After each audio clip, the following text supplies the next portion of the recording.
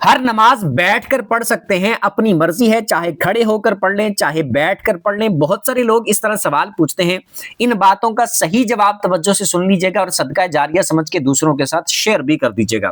یہ بات یاد رکھیں، جب نماز ادا کرنی ہے، اگر کوئی بندہ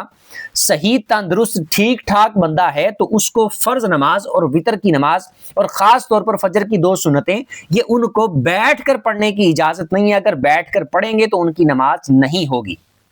لیکن مثال کے طور پر اگر کوئی ایسا بندہ ہے کہ وہ بیمار ہے، اس کی مجبوری ہے، وہ زمین پر سجدہ نہیں کر سکتا یا وہ کھڑے ہو کر نماز نہیں پڑھ سکتا، تو اس کو اجازت ہوگی اس کی مجبوری کی وجہ سے کہ وہ بیٹھ کر نماز پڑھ سکتا ہے، اشارے سے رکوع کر سکتا ہے، اشارے سے سجدہ کر سکتا ہے، کیونکہ اس کی مجبوری ہے تو شریعت اس کو اجازت دیتی ہے۔ لیکن جو صحیح ٹھیک ٹھاک بندہ ہے، تندرست بندہ ہے، کھڑے ہو کر نماز پڑھ سکتا ہے، زمین پر سجدہ کر سکتا ہے، تو اس کو کھڑے ہو کر ہی پڑھنا ضروری ہے۔ لیکن نفل جو ہے اس میں اپنی مرضی ہے،